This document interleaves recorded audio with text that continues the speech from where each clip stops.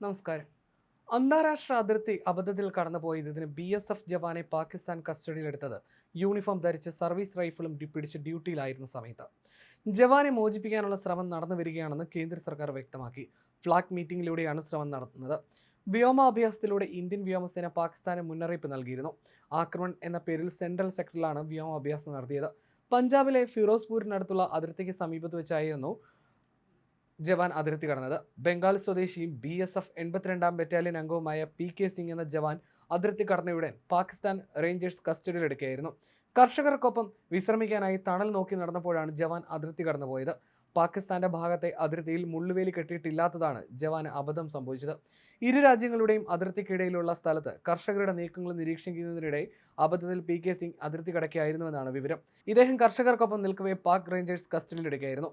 ഇരു രാജ്യങ്ങൾക്കും ഇടയിലുള്ള നോമാൻസ് ലാൻഡിൽ കർഷകർ വിളവെടുക്കുന്നുണ്ടായിരുന്നു. ഇവർക്ക് നിർദ്ദേശം നൽകി മുന്നോട്ട് പോകവെയാണ് PK സിംഗ് പാകിസ്ഥാൻ ഭാഗത്തേക്ക് കടന്നത്. അടുത്ത കാലത്ത് ഇവിടേക്ക് സ്ഥലം മാറി വന്നതാണ് സിംഗ്.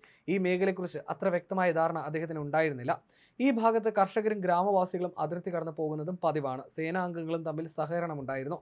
പഹൽഗാം ആക്രമണത്തിന്റെ പശ്ചാത്തലത്തിൽ ഇന്ത്യ നയതന്ത്ര നടപടികൾ കടുപ്പിച്ചതാണ് പാക് പ്രകോപനത്തിന് കാരണമായതെന്നാണ് സൂചന. 2019 ഫെബ്രുവരിയിൽ അതിർത്തിക്കുള്ളിൽ തകർന്നു വീണ മിഗ് വിമാനത്തിന്റെ പൈലറ്റ് അഭിനന്ദൻ വർദ്ധമാനെ പാക് സൈന്യം കസ്റ്റഡിയിലെടുത്ത് ബന്ദിയാക്കിയെങ്കിലും ഇന്ത്യയുടെ ശക്തമായ സമ്മർദ്ദ ഫലമായി വിട്ടയച്ചിരുന്നു. എന്നാൽ PK സിംഗിന്റെ കാര്യത്തിൽ പാകിസ്ഥാൻ ഒളിച്ചുകളി തുടരുകയാണ്. ഇതിന് കാരണമെന്തെന്ന് ആർക്കും അറിയില്ല. ഇത്തരം സാഹചര്യങ്ങളിൽ അറസ്റ്റിലാകുന്ന സൈനികരെ വിട്ടയക്കുകയാണ് പതിവ്. അത് അതിർത്തി നയതന്ത്രത്തിന്റെ ഭാഗമാണ്. ജവാനെ മോചിപ്പിക്കാനുള്ള നടപടികൾ പുരോഗമിക്കുകയാണ്. പഹൽഗാമിലെ ഭീകരാക്രമണത്തിന് പിന്നാലെ ഇരു രാജ്യങ്ങളും കടുത്ത നടപടികൾ പ്രഖ്യാപിച്ചിരുന്നു. പാകിസ്ഥാൻ പൗരന്മാർ 48 മണിക്കൂറിനകം രാജ്യം വിടണമെന്ന് ഇന്ത്യയും ഇനി ഇന്ത്യൻ പൗരന്മാർക്ക് വിസ നൽകില്ലെന്ന് പാകിസ്ഥാനും പ്രഖ്യാപിച്ചിരുന്നു. സിന്ധു നദീ ജല കരാർ ഇന്ത്യ മരവിപ്പിച്ചത് യുദ്ധസമാനമാണെന്ന് പാകിസ്ഥാൻ മുന്നറിയിപ്പ് നൽകിയിരുന്നു. അതേസമയം ഭീകരാക്രമണത്തിന്റെ പശ്ചാത്തലത്തിൽ പ്രതിപക്ഷ നേതാവ് രാഹുൽ ഗാന്ധി ഇന്ന് ജമ്മു കാശ്മീർ സന്ദർശിക്കും. അനന്ത്നാഗിലെ ഗവൺമെന്റ് മെഡിക്കൽ കോളേജിലെത്തുന്ന അദ്ദേഹം ഭീകരാക്രമണത്തിൽ പരിക്കേറ്റവരെ സന്ദർശിക്കും. അമേരിക്കൻ സന്ദർശനം വെട്ടിച്ചുരുക്കി ഇന്ത്യയിൽ തിരിച്ചെത്തിയ രാഹുൽ ഗാന്ധി കഴിഞ്ഞ ദിവസം കോൺഗ്രസ് പ്രവർത്തക സമിതി യോഗത്തിൽ പങ്കെടുത്തിരുന്നു. ഭീകരാക്രമണത്തിന്റെ പശ്ചാത്തലത്തിൽ കേന്ദ്ര സർക്കാർ വിളിച്ച സർവകക്ഷി യോഗത്തിലും അദ്ദേഹം പങ്കെടുത്തു.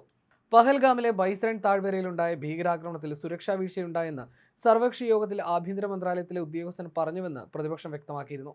ജൂണിൽ തുറക്കേണ്ട ബൈസരൺ താഴ്വര ഏപ്രിൽ 20-ന് തുറന്നത് സുരക്ഷാ സേന അറിഞ്ഞില്ലെന്നും ഇത് സുരക്ഷാ സേനയുടെ അറിവോടെയല്ലെന്നും ആഭ്യന്തര മന്ത്രാലയത്തിലെ ഉദ്യോഗസ്ഥൻ യോഗത്തിൽ വ്യക്തമാക്കിയെന്ന് സർവകക്ഷി യോഗത്തിന് ശേഷം ഹാരിസ് ബീരാൻ MP മാധ്യമങ്ങളോട് പറഞ്ഞിരുന്നു.